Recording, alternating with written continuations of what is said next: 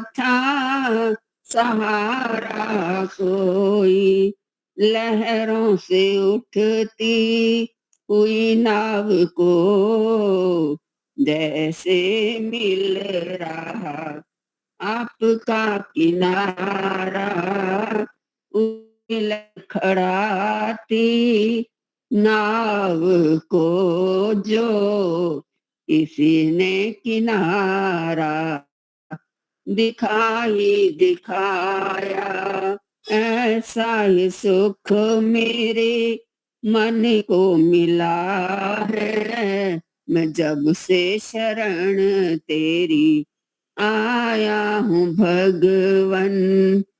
शीतल बने आग चंदन की जैसी, राघव कृपा हो मेरी मुझ में तेरी।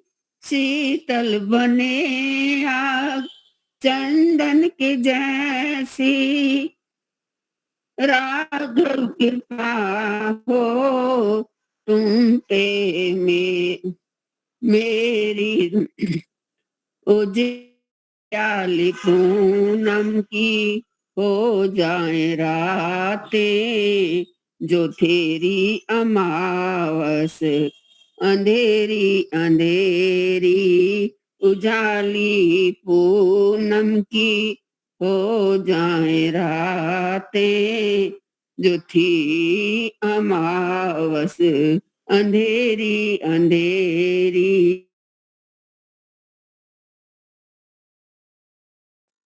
युग युग से मैं प्यासी हूँ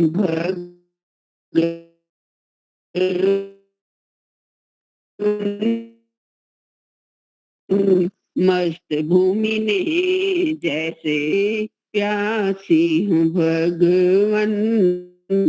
मस्त तेरी दया का सावन का संदेश पाया, ऐसा ही सुख मेरे मन को मिला है।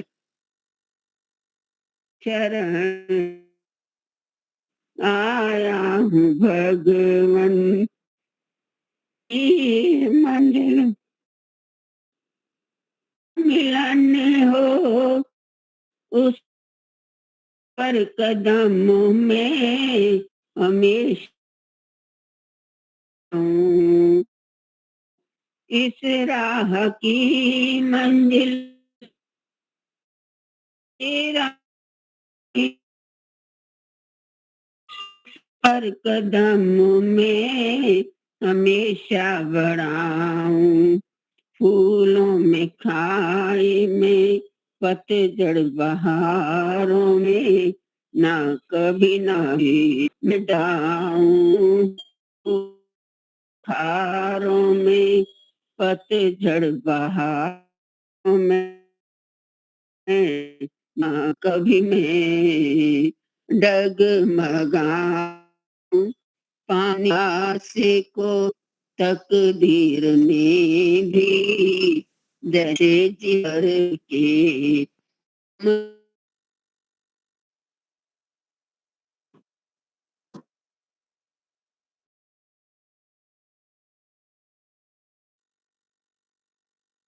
सुख मेरे।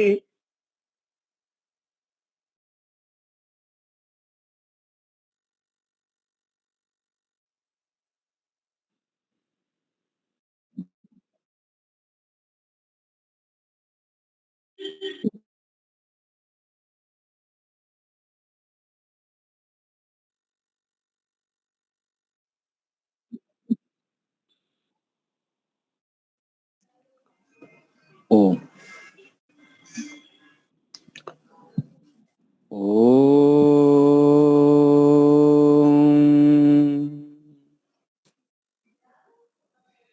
सन्नो मित्रशं वरुणः सन्नो भवत्वर्यमा शन्नो इन्द्रो बृहस्पतिः शन्नो विष्णु रुरुक्तमः। क्रमः।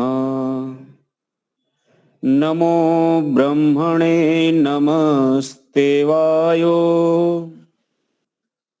त्वामेव प्रत्यक्षं ब्रह्मासि त्वमेव प्रत्यक्षं ब्रह्म वदिष्यामि ऋतं वदिष्यामि सत्यं वदिष्यामि तन्मामवतु तद्वक्तारमवतु अवतु माम् अवतु वक्तारम्।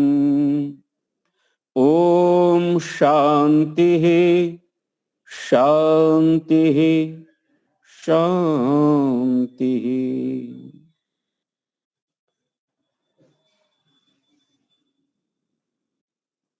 ऑनलाइन इस पटल पर उपस्थित श्रद्धेय श्री महेंद्र मुनि जी, इसको कुशल संचालन करने वाली श्रीमती दीपिका बहन जी, दीपालिका बहन जी, मातृशक्ति भद्र पुरुषों, हम सब लोग संस्कार जो वैदिक 16 संस्कार हैं उस विषय को एक एक संस्कार को लेकर के क्रमशः उसका स्वाध्याय कर रहे हैं। स्वाध्याय आज संस्कार की श्रृंखला में हम सब लोग 10वां संस्कार है जो उपनयन संस्कार, उस संस्कार का स्वाध्याय हम सब लोग यहाँ पर कर रहे थे। भूमिका के रूप में पिछली कक्षा में कुछ बातें हम सब लोगों ने किया था। आशा और विश्वास करता हूं कि उसका आप सब लोगों ने नोट भी किया होगा और स्मरण भी रहा होगा। जैसा कि अपनी वैदिक संस्कृति के कुछ प्रतीक हैं, वो प्रतीक इस रूप में है कि हम सब लोग किस मान्यता को मानने वाले लोग हैं। तो उसमें से शिखा, श्रोत्र, मेखला और दंड, ये ब्रह्मचारी के वो प्रतीक हैं जिससे ये पता लगता है कि एक तो ये गुरुकुलीय परिवेश में आश्रम पद्धति में और ब्रह्मचर्य आश्रम पद्धति में ये शिक्षा दीक्षा कर रहे हैं। ये वैदिक काल के वो प्रतीक थे। इसको धारण करने से क्या लाभ है? तो उदाहरण के लिए सबसे पहले हम दंड पर विचार करते हैं। दंड कहते हैं एक दंडे को, और उसके पीछे यह था कि किसी भी प्रकार की बाधा हो, वह बाधा उत्पन्न हो तो उसे दंडित किया जा सके, यानी दंड के द्वारा विघ्न बाधाओं को दूर किया जा सके, इसलिए ब्रह्मचारी के हाथ में दंड होते थे। यदि वो यात्रा में कोई हिंसक प्राणी आ जाए तो यात्रा गमन में किसी भी प्रकार की बाधा ना उत्पन्न हो और ब्रह्मचारी अपनी सुरक्षा कर सके, ये बाहरी दृष्टिकोण से उसके हाथ में दंड होता था। लेकिन एक दूसरा भाव यह भी था कि व्यक्ति के मनोवृत्तियां आलस प्रमाद के साथ साथ यदि मनोवृत्तियां उत्पन्न हो जाएं, काम क्रोध लोभ मोह ईर्ष्या द्वेष, अथवा चित्त में किसी भी प्रकार से मद मत्सर आ जाएं, किसी भी प्रकार से कलमश आ जाए, दुरित हो जाएं, तो स्वयं में दंडित कर सके। यह भी हाथ में दंड देने के पीछे उसके कई उद्देश्य थे। कमर में एक मेखला पहनाया जाता था और वो मेखला मूज का, अब मूज एक प्रकार का विशेष प्रकार का घास होता है, आप लोग उसको क्या कहेंगे, कुछ जगह उसको सरपत कहते हैं। फूस का जब घर बनाते हैं तो उस सरपत का प्रयोग करते हैं, झोपड़ी बनाते हैं तो उस सरपत का प्रयोग करते हैं। तो उस सरपत में उस घास, एक लंबे लंबे घास होते हैं, उस लंबे लंबे घास में जब फूल आता है तो जिस डंठल पर फूल आता है वो डंठल ऐसे कई लेयर में होता है, उसी को निकाल करके और उसका एक विशेष विधान से पानी आदमी भिगो करके पीट करके और जूट जैसा उसको बना करके फिर उसको रस्सी उसी का बनाया जाता था, उसी रस्सी से 3 लर बनाए जाते थे, उसी 3 लर बना करके और कमर में उसको बांधा जाता था, उसको मेखला कहते थे। उस मेखला से ब्रह्मचारी सुदृढ़ होता था, उसका ब्रह्मचर्य। और ब्रह्मचर्य में चर्य में उसके द्वारा बल वीर्य पराक्रम यह वृद्धि कर सके और उसके कमर कहीं ढीला ना हो, कमर सुंदर सुडौल हो, इसलिए भी मेखला को धारण कराया जाता था।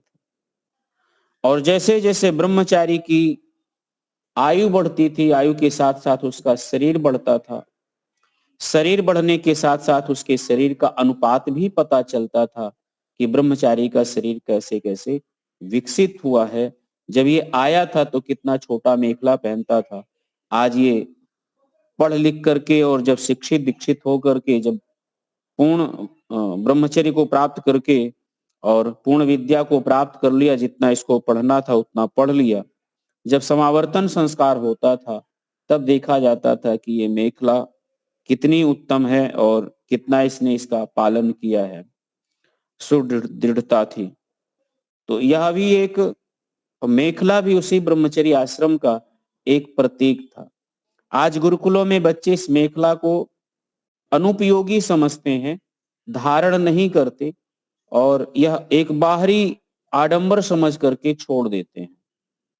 और अब छोड़ने की परंपरा इतनी हो गई कि गुरुकुलों में और बहुत सारे गुरुकुलों में ब्रह्मचारी जो है वो जनेऊ, अचानक पूछ लीजिए कि आप जनेऊ पहने हैं तो बहुत सारे ब्रह्मचारी ऐसे मिलेंगे कि जनेऊ नहीं पहनते, इसको बाहरी आडंबर मानते हैं, बाहरी आत्म। लेकिन मैं यहाँ पर ये कहना चाहता हूँ और भावनात्मक कहना चाहता हूँ कि हर चीज बौद्धिक धरातल पर ही स्वीकार्य हो नहीं, बल्कि उसको स्वीकार करके देख लीजिएगा कि उसका लाभ क्या है। ये जो हमारे वैदिक परंपरा के जितने प्रतीक हैं, ये मात्र प्रतीक नहीं बल्कि एक विचार भी है जो हमारे मन और मस्तिष्क में उपज होते हैं। यही वो विचार हैं जो हमें सुदृढ़ करते हैं। जैसे कि कोई व्यक्ति पूछता है कि वस्त्र व्यक्ति चाहे जैसा पहने, ये उसके पहनने पे स्वतंत्रता है, आप कौन होते हैं कि उसके वस्त्रों के पहनने पर टीका टिप्पणी करें। तो जो भारतीय कल्चर में, भारतीय संस्कृति में विश्वास रखते हैं, निष्ठा रखते हैं, जो थोड़ा अपनी परंपराओं में विश्वास रखते हैं, थोड़ा प्रेम रखते हैं, तो आधुनिकरण जो हो रहा है हमारे बच्चों का, उस पर थोड़ा टिप्पणी कर देते हैं। टिप्पणी कर देते हैं तो ये बोले जाते हैं कि बहुत प्राचीन मानसिकता का व्यक्ति है, ये बहुत तकियानुशी मानसिकता का व्यक्ति है, ये लोगों के वस्त्रों पर, लोगों के कपड़ों पर टीका टिप्पणी करता है। महान भाव, वस्त्र केवल तन ढकने का एक साधन नहीं है।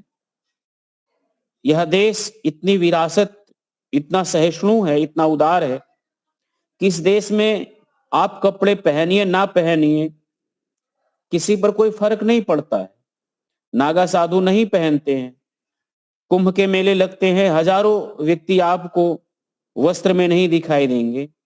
आप आदिवासी क्षेत्रों में चले जाइए, वहां वस्त्रों का भाव है, बहुत सी माताएं बहुत छोटे कपड़े में रहती हैं, लेकिन यह वस्त्रों पर वहां कोई टीका टिप्पणी नहीं करता, कोई पुरुष जाकर के टीका टिप्पणी नहीं करता।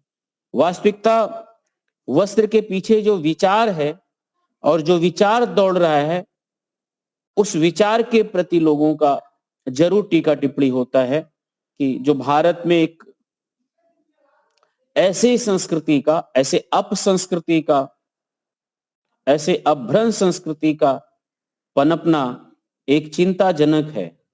इसलिए हमारे जो भी वैदिक संस्कृति से प्रेम या वैदिक रीति के, वैदिक संस्कृति के अनुरागी हैं, वो टिप्पणी करते हैं।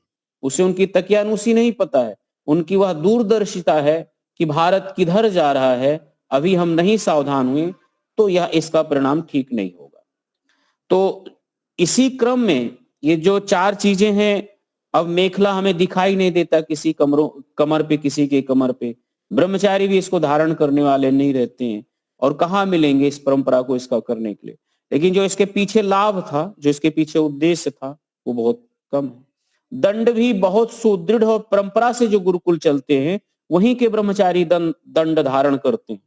आज दंड के पीछे देखिएगा, जो पहले तो दंड हमारे गांव के बुजुर्ग भी रखते थे, बिना दंड के साथ आगे चलते नहीं थे।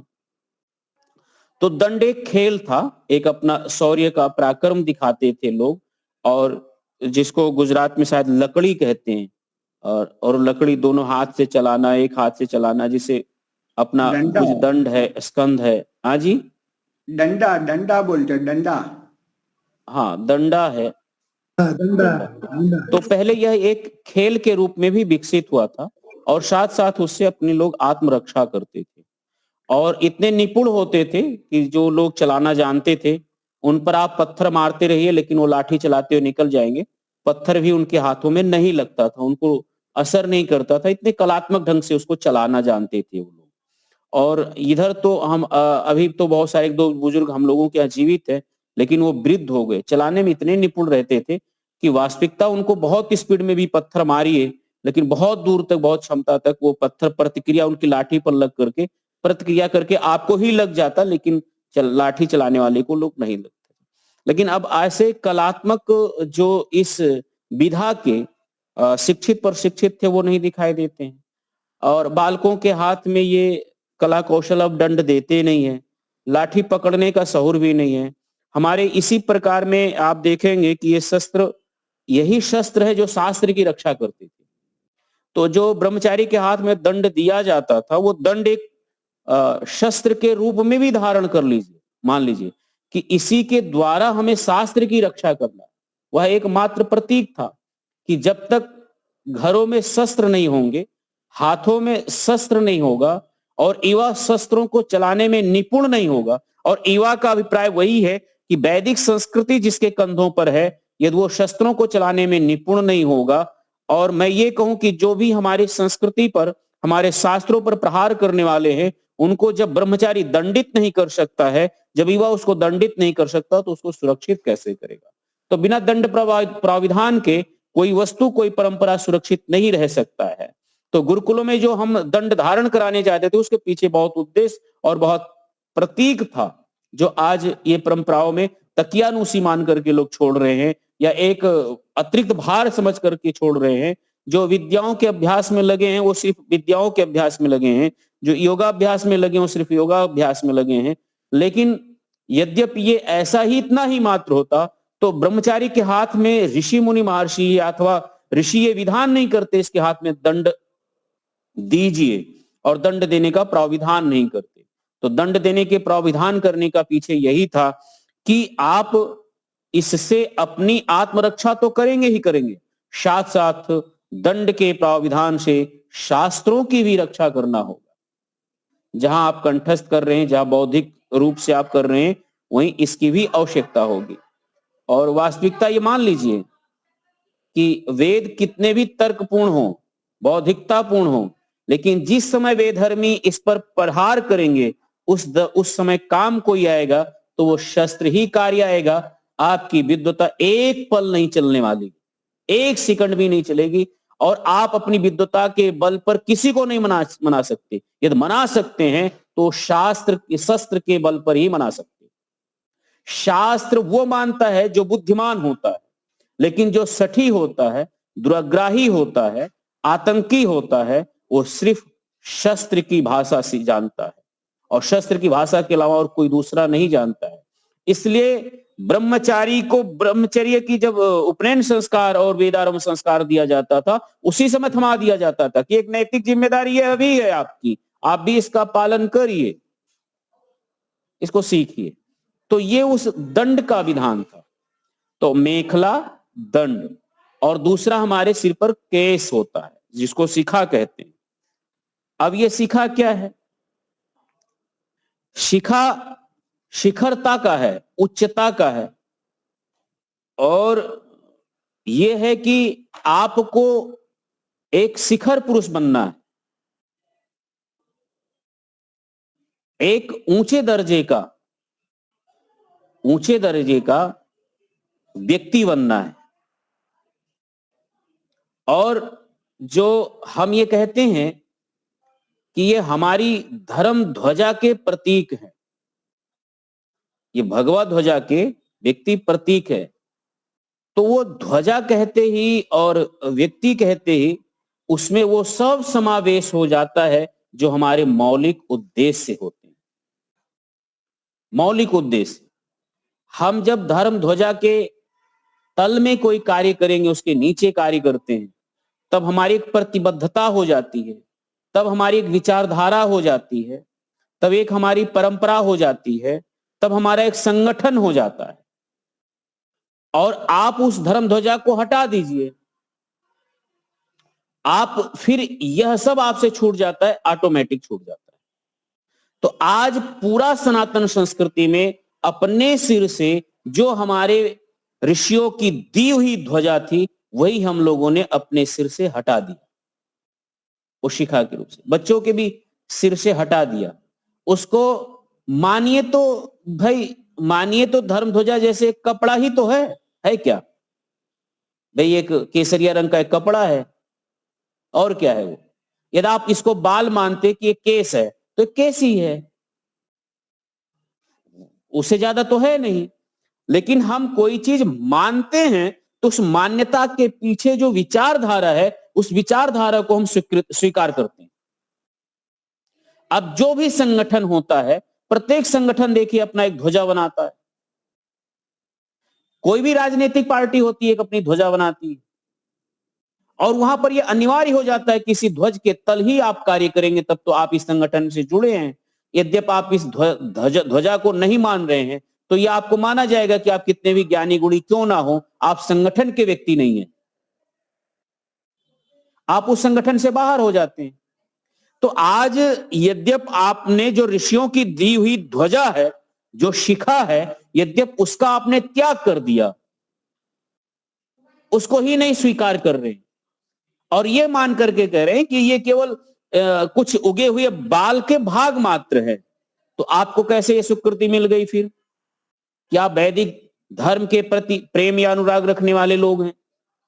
और ये बड़ी मात्रा में, याद रखे महान भाव, मेरा विरोध हो सकता है, और विरोध हो तो कोई बात नहीं है, बहुत बड़ी मानता ये हमारी यहाँ आर्य समाज के मंचों पर भी ऐसे विद्वान मिल रहे हैं जो उनके सिर पर शिखा नहीं है, जो मतलब कटिंगदार बाल काट करके, काटे रंगाए बाल कटा करके, और वैसे वैसे ऐसे बाल बढ़ाए करके, मोछ दाढ़ी रंगा करके, और वो आर्य समाज के मंचों पर चल रहे हैं, गीत और भजन के नाम पर चल रहे हैं, पूरा मार करके सत्यानाश करके रख दिया गया है पूरी अपनी एक संस्कृति को, विरासत को।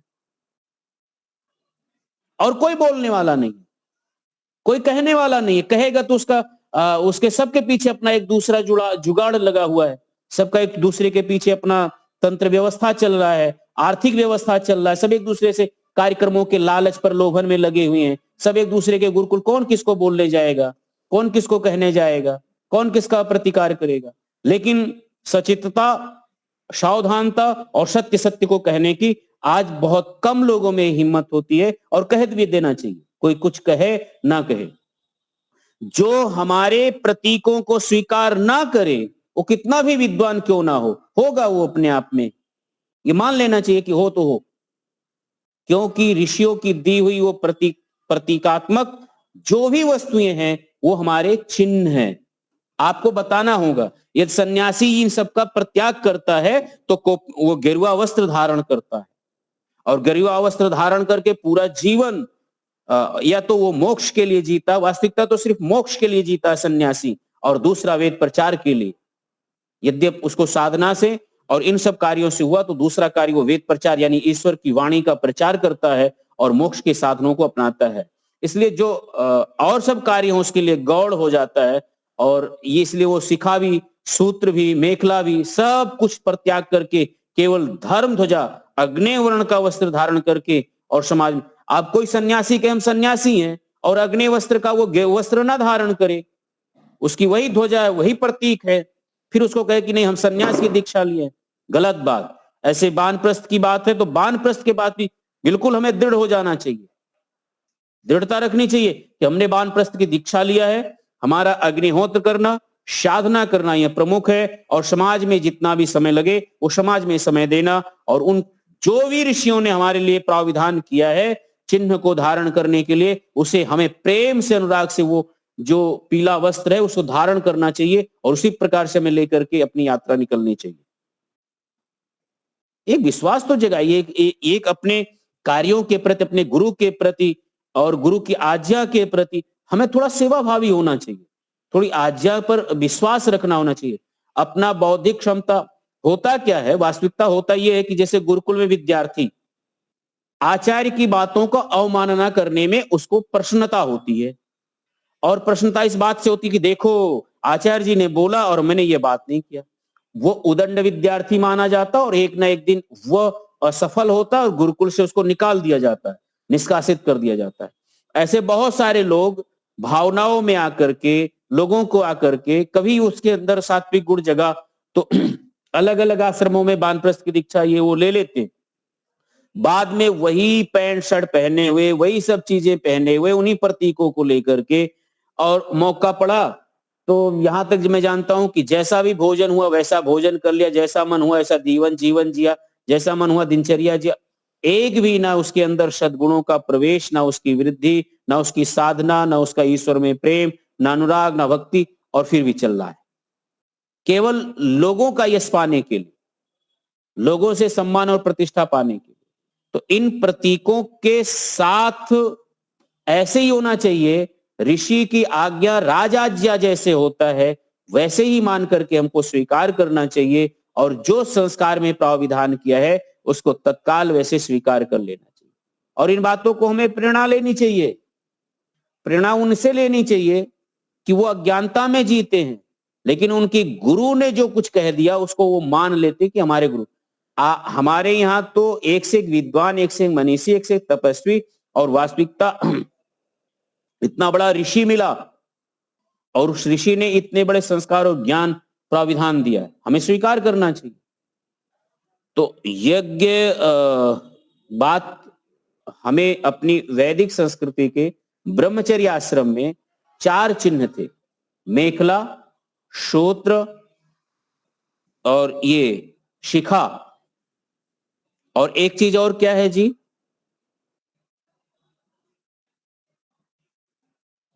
मुनि जी 4 चीज है।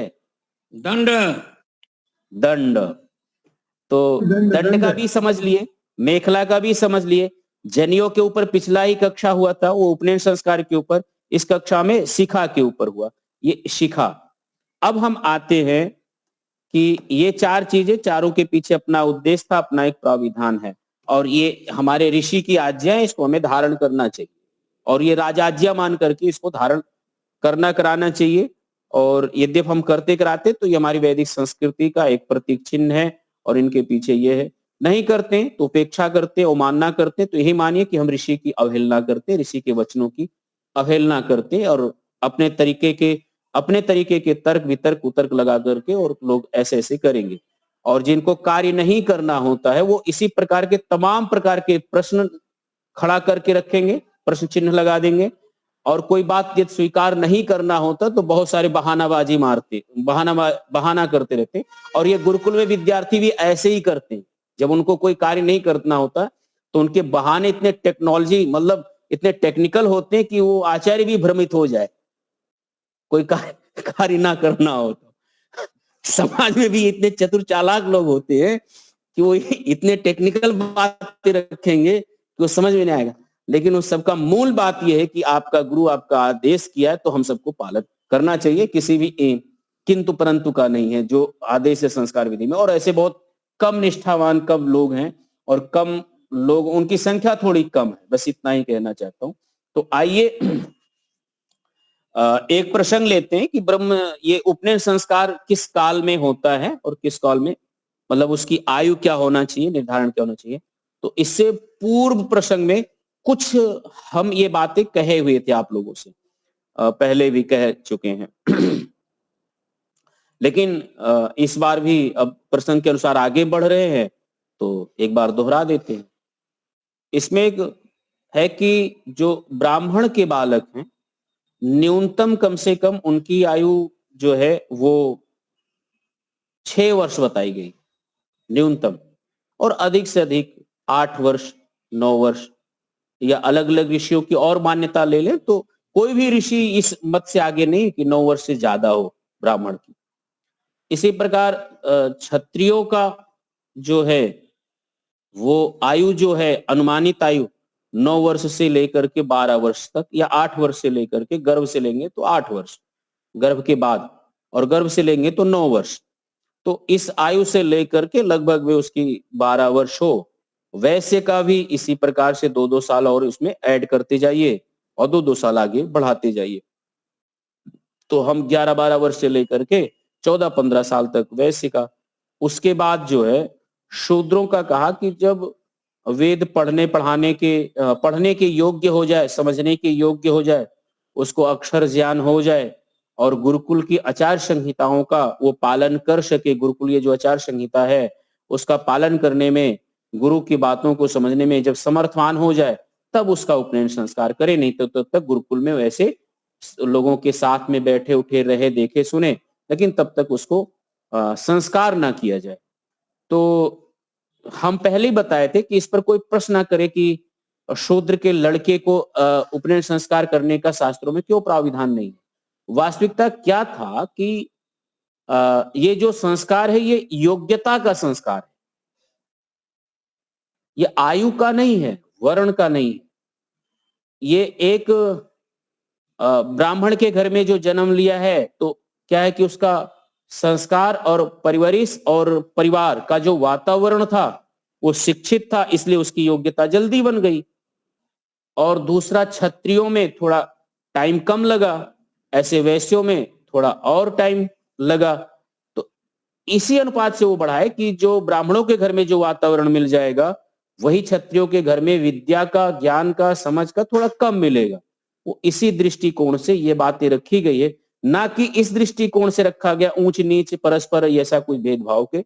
मेरे समझ में ऐसी दृष्टि, ऐसी संगति लगा करके मैं ये बात कह रहा हूं कि इसी प्रकार से ये है। और जबकि मैं इस बात को ऐसा इसलिए कह रहा हूं कि कई धर्म सूत्रों को, कई गृह सूत्रों को पढ़ने के बाद और विचार स्वयं में चिंतन करने के बाद, क्योंकि सत्यार्थ प्रकाश में भी बातें बहुत संक्षिप्त में थी और विद्वान इसका समाधान अपने अपने तरीके से करते हैं, तो जब अपने अपने तरीके से करते हैं तो उनकी आयु निर्धारित नहीं हो पाती। अब हम आते हैं कि ये ब्राह्मण क्षत्रिय शूद्र उस घर से आए हैं तो उसमें उस बच्चे का क्या दोष, ऐसा भी लोग प्रश्न कर सकते हैं। ध्यान से थोड़ा सा ध्यान, हमें भी ध्यान दीजिएगा। निद्रा तंद्रा आती है तो थोड़ा दूर करके रखिए। तो निद्रा तंद्रा ये एक ऐसा मतलब वो है कि ये आ ही जाती है, और ये आ ही जाती है कि बिल्कुल शांति और सुकून दे जाता है, और कोई बातें हो तो नींद हरण कर लेता है, लेकिन जब कहीं प्रवचन चलता हो तो नींद आ जाती है। तो आती क्यों है? क्योंकि ये टेंशन फ्री करता है आपको, और टेंशन फ्री होकर के बढ़िया आराम से लोग गुदगुदाते हुए लोरी सुनते हुए, जैसे बच्चों को कोई लोरी सुनाए और बच्चा सो जाए। तो प्रवचन में आजकल ऐसे ही होता है कि एक आचार्य बोलते हैं और हो जाता है। तो हम विषय पर आ जाते हैं कि ऐसा लोग प्रश्न करते ही रहते हैं, प्रायः प्रश्न करने में, सुनने में आ जाता है कि इसमें उस बच्चे का क्या दोष जिसने जन्म लिया। महान भाव, बच्चे का दोष अथवा माता पिता का दोष। एक तो ये समझना होगा कि वो जो जीवात्मा है वो उसके घर में जन्म लिया है, शूद्र के घर में, तो वो उसी प्रकार का माता पिता मिले उसको जैसा उसका पिछले जन्म का कर्मानुसार मिला। एक तो दोनों एक दूसरे को चयन करते हैं, जैसे हमारे कर्म होते हैं ठीक उसी प्रकार से हमारे घर में उस प्रकार की आत्मा आती है, हम लोग जैसा तैयारी करके रखते हैं और उसकी का तो दोनों का मेल करके और उस प्रकार की आत्मा हमारे घर में आती है। एक तो ये, तो वो जन्म लेती है, उस बच्चे का उसमें इतना पिछले कर्मों का हम लोग पुनर्जन्म में विश्वास रखते हैं और कर्म में विश्वास रखते हैं, इसलिए ऐसा फल भी है, ऐसा देखने को मिलता है। और जो देखने को मिलता है, समाज में देखने को मिलता है, प्रत्यक्ष मिल रहा है, वही शास्त्र में भी मिलता है और वही हमारे विद्वान भी लगाते हैं। अब दूसरा पक्ष जो ये है वो ये कि गुरुकुल में जब माता पिता पढ़ने, जैसे शूद्र का बच्चा गुरुकुल में पढ़ने आया, अब जब गुरुकुल में पढ़ने आया तो उसको थोड़ा समय तो ज्यादा लगा, लेकिन बाद में पढ़ते पढ़ते कभी कभी वो क्षत्रियों के बच्चों से भी और ब्राह्मण के बच्चों से भी आगे निकल जाता है। तो गुरुकुल में उसी जो शूद्र कुल में जन्म लिया था, लेकिन इस जन्म में उसने इतना पुरुषार्थ किया कि वो ब्राह्मण वर्ण का हो गया। अब गुरुकुल में जब ब्राह्मण वर्ण का हो गया तो आचार्य उसका पूरा वही खाता रखता है। अब वो जो शूद्र कुल में जन्म लिया है वही आचार्य कहता है ये अब ब्राह्मण वर्ण का है। जब उसका समावर्तन संस्कार होगा तो उसी समावर्तन संस्कार में उसका जब सलाका परीक्षा भी होगा और सब लोग राजे महाराजे उपस्थित होते थे, सब लोगों के सामने उस बच्चे का परीक्षण करके बताया जाता था कि ये ब्राह्मण है, ये क्षत्रिय है, ये शूद्र है। अब ब्राह्मण के घर का बच्चा भी वहां पढ़ते पढ़ते नहीं पढ़ पाया जिसका उपनयन संस्कार हुआ था, उसी बच्चे का शूद्र संज्ञा हो जाती है वो गुरुकुल में अध्ययन काल के बाद। और जब ये संज्ञा उसकी हो गई तो वो बालक अब ब्राह्मण के घर नहीं जाएगा, अब वो किसी शूद्र के घर ही जाएगा। और वो जैसे हम अपनी बेटी को विदा करते हैं शूद्र मतलब बेटी को विदा करते ससुराल के लिए, ऐसे ही वो बेटा अब वहां जाएगा जहां जिस वर्ण का है वो वास्तविकता उस घर में जाता है और उसी प्रकार के समाज के लोग उसको स्वीकार करते थे और ये समाज की स्वीकृति होती थी और ये गुरुकुल हिसाब किताब रखते थे। जो कन्याओं का गुरुकुल होता था वह कन्याओं के माता पिता रखते थे, यहाँ बालकों का गुरुकुल है तो यहाँ बालकों के आचार्य लोग रखते हैं और दोनों का वही खाता मिला करके टैली करा करके ही यदि वो गृहस्थ में जाने का इच्छुक है तो उसे सीधा गृहस्थ में, और नहीं गृहस्थ में जाने का इच्छुक है तो उसको सीधा सन्यास की दीक्षा दे करके सन्यास की ओर रखते थे। अब जिधर ये अब ये जब हम ये पूरा का पूरा प्रकरण जब समझते हैं, जब प्रकरण पूरा समझ लेंगे तब जाकर के हमें पता लगेगा कि वर्ण व्यवस्था क्या है। वर्ण व्यवस्था केवल हम गृहस्थियों के घर से नहीं समझ सकते, वर्ण व्यवस्था गृहस्थ और गुरुकुल आश्रम व्यवस्था दोनों जब मिलाएंगे और दोनों में जब चयन होता था, आज गुरुकुल व्यवस्था जब नहीं रहा तो केवल गृहस्थियों के घर का वर्ण बचा और ये आधा अधूरा रह करके विवाद की स्थिति उत्पन्न हुई है। महेंद्र जी कुछ कहना चाहते हैं? मैं चाहता हूं कि आप अपनी बात करें। हाँ, हमारे यहाँ ये गुरुकुल कैसा था तो उस विषय पर चर्चा लगभग 1 घंटा पौना घंटा हुई। तो उसमें कल ही बात हुई, तो उसमें जब बच्चा घर से आता है, 8 वर्ष में आए, 10 वर्ष में, 11 वर्ष में आए, किसी भी कुल में से आए, तो वो तो शूद्र ही होता है। जब आता है तब उसकी योग्यता अनुसार उसे उस वर्ण में लिया जाता है। जैसे श्वेत केतु जाबाल पुत्र है, वो शूद्र वर्ण के थे, वास्तव में बिल्कुल गरीब अनपढ़ बच्चे थे माता पिता के। तो फिर वो वापस नहीं आता था, उसे गृहस्थ होना है तो गृहस्थ के लिए वो गुरु ढूंढ लेता था और गृहस्थ की ओर चला जाता था, लेकिन वो अपने घर वापस नहीं आता था। फिर वो गृहस्थ होकर वापस आना चाहता है, वानप्रस्थी वानप्रस्थी भी होकर वो आश्रम में आएगा, घर नहीं जाएगा, हमेशा के लिए घर छोड़ देते हैं। और तो ऐसा होने से कभी वो पैसा कमाने का इस प्रकार का कोई माहौल ही नहीं था। वो भिक्षा मांगते थे, समाज का लेते थे और समाज की ही सेवा करते थे। ये परंपरा हजारों लाखों वर्षों से चलती है। महाभारत के बाद, महाभारत से कुछ पहले ये टूट चुकी। तो वरना गुरु ही करता था कि वरना आप इसके हैं, आप इस क्षेत्र में जाओ, आप गृहस्थी बनो या तो सीधा सन्यासी भी जाओ, लेकिन आपको गुरुकुल में रहना है। गुरु अपने वापस घर नहीं जाता था माता पिता के वहां। तो ऐसा इस प्रकार का समाज था। जी, महेंद्र जी का बहुत बहुत धन्यवाद। जैसी संगति में रहते हैं वहां वैसा ज्ञान और विचार बढ़ता है।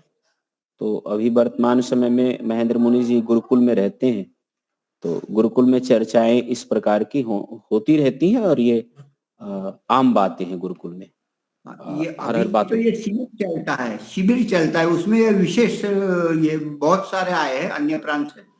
तो इसमें ये चर्चा विशेष रूप से की थी, चर्चा विचारना, एक हल्का सा चर्चा विचारना करते हैं कि क्या होना चाहिए, आत्मा क्या है, फिर गुरुकुल की क्या सिस्टम है, क्या होनी चाहिए, आप क्या मानते हो, फिर अंतिम सार रूप में अपने आचार्य वहां बताते हैं। इस प्रकार की चर्चा होती है जी।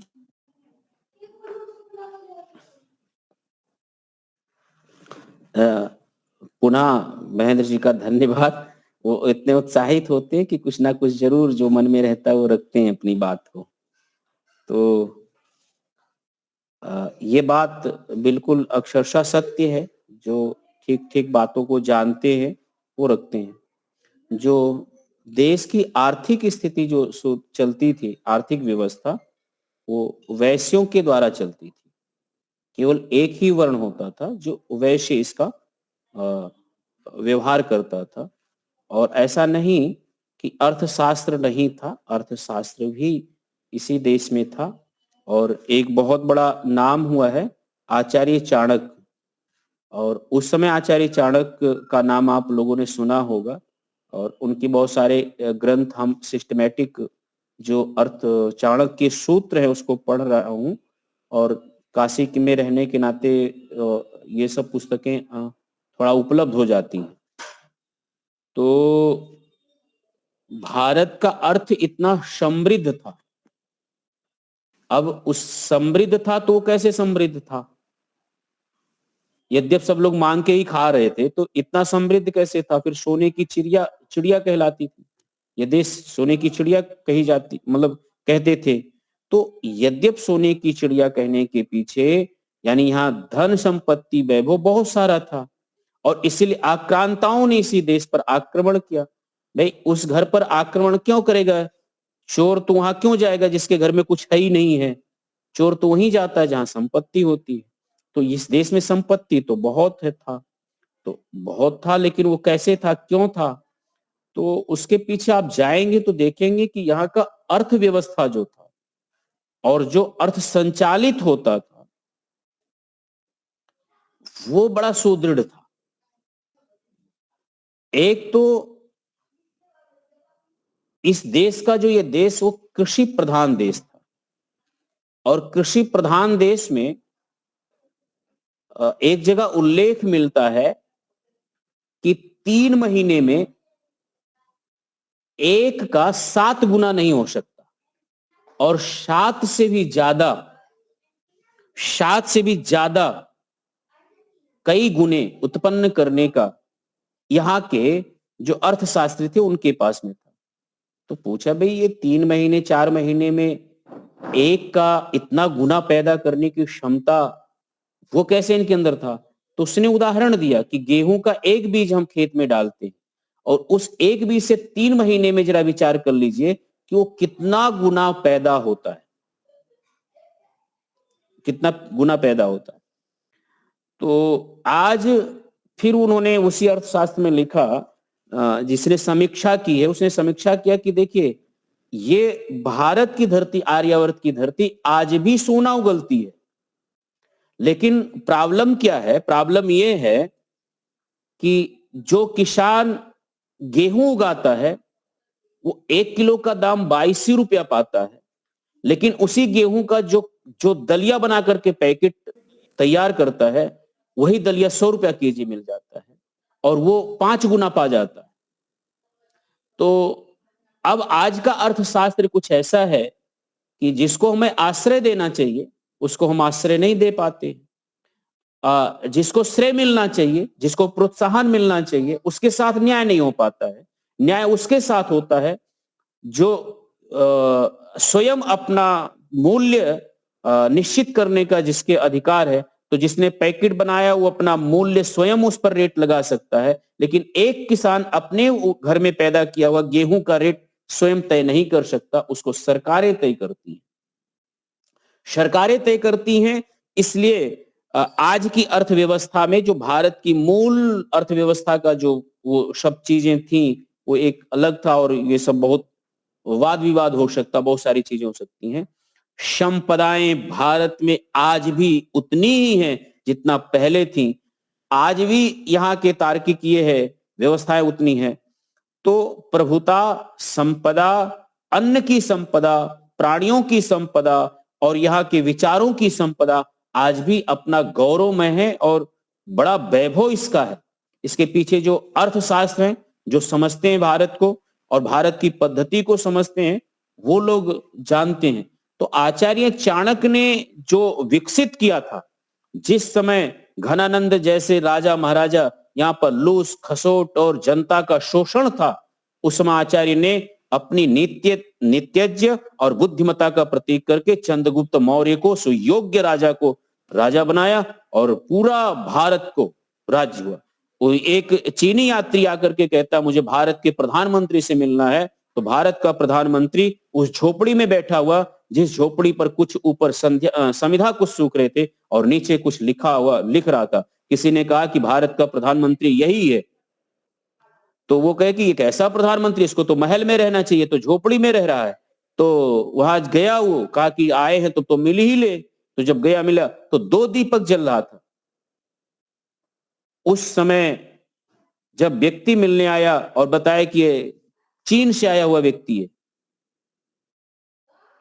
तो आचार्य चाणक्य ने वो दीपक बुझा दिया और दूसरा दीपक जलाया। तो उस व्यक्ति ने पूछ लिया, भाई ये आप एक दीपक जल रहा था तो जल रहा था, जलते हुए दीपक को बुझा करके दूसरा दीपक क्यों जला दिए?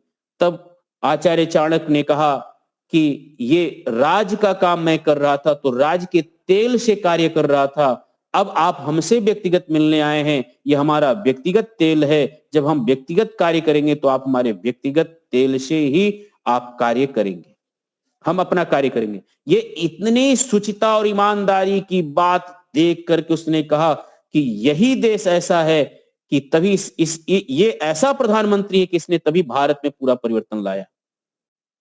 तो वास्तविकता भारत में इतना ऊंचा क्यों था? क्योंकि इतनी ईमानदारी की प्रचुरता थी, भ्रष्टता नहीं था, अनाचार नहीं था, दुराचार नहीं था।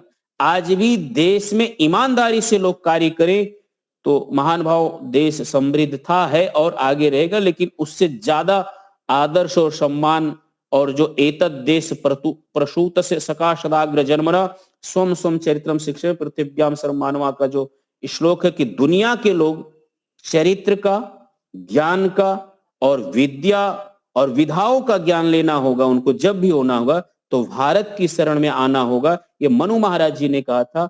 वास्तविकता मनु महाराज जी ने जिस धरातल पर और जिस संवैधानिक विचारधारा के धरातल पर उन्होंने कहा था, वो ये विचारधारा था कि यहाँ का प्रत्येक व्यक्ति निष्कपट जीवन जीता था।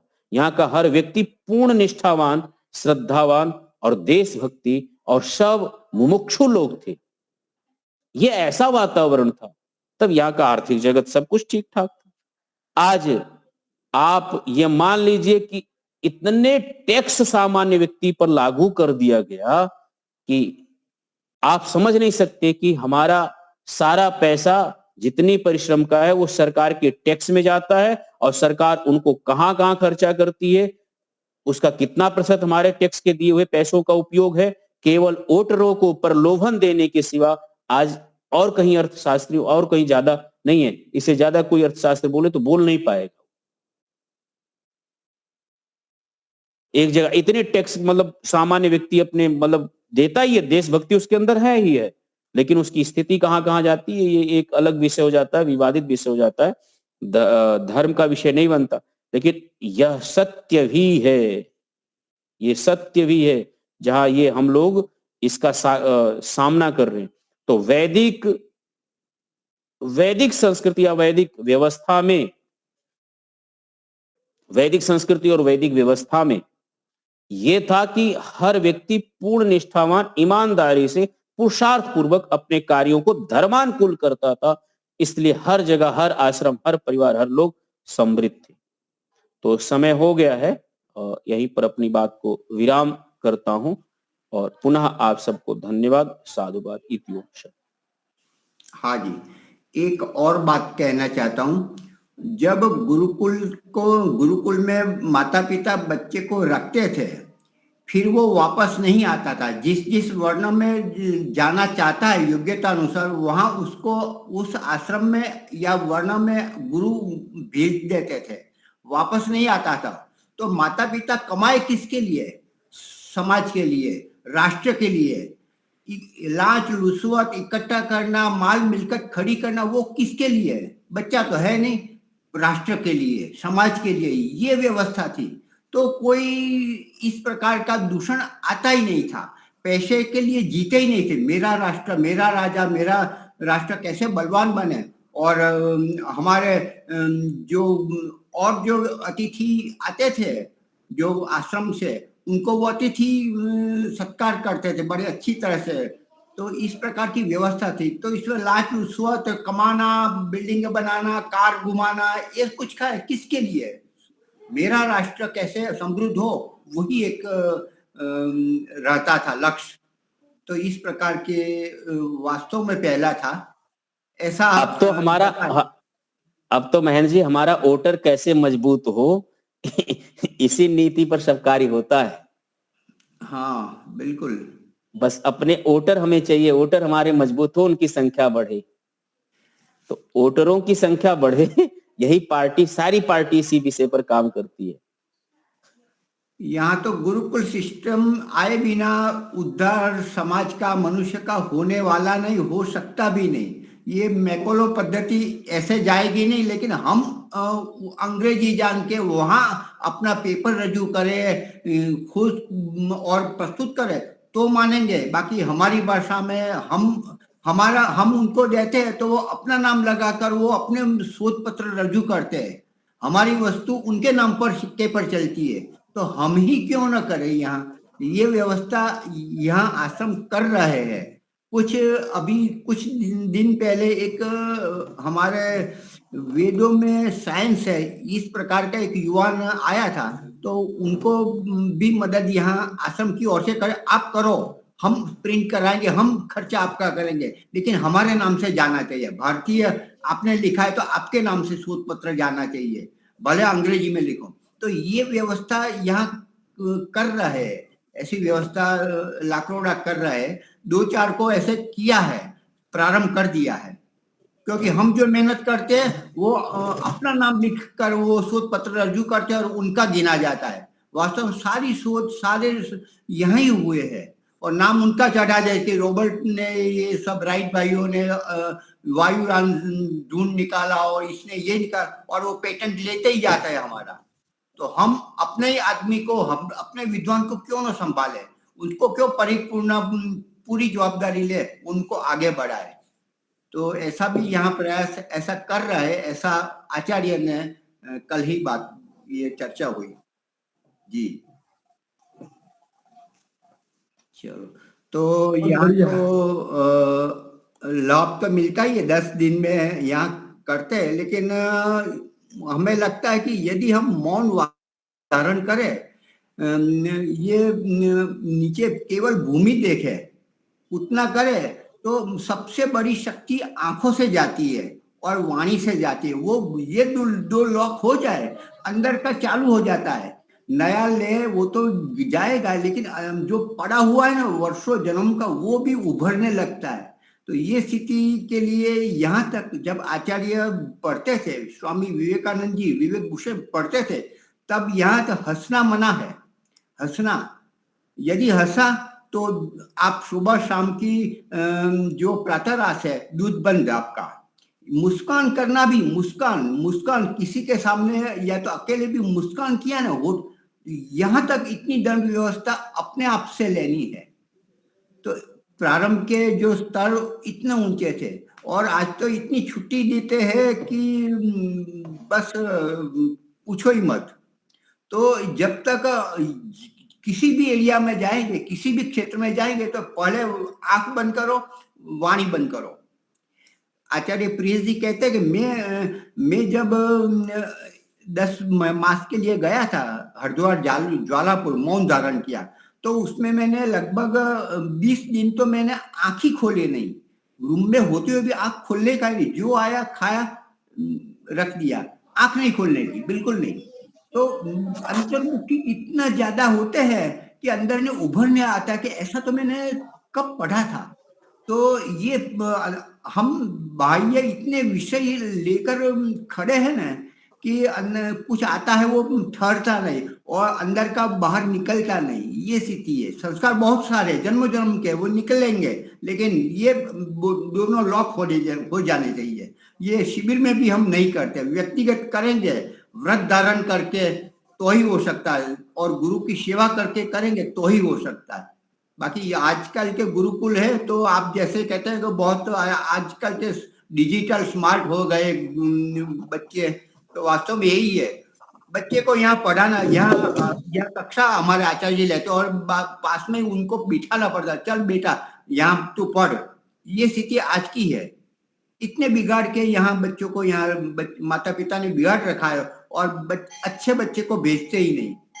चलो मेरी घंटी बज गई है, यार जज्जे के लिए मैं जा रहा हूँ। धन्यवाद। शांति पाठ कराइए हरीश भाई।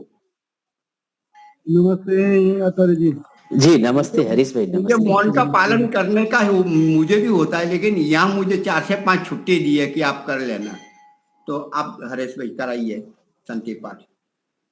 ओम जो शांति अंतरिक्षम शांति पृथ्वी शांतिरापः शांतिरोषधयः शांति वनस्पतयः शांति विश्वे देवा शांति ब्रह्म शांति सर्वं शांति शांतिरेव शांति सामा शांतिरेधि।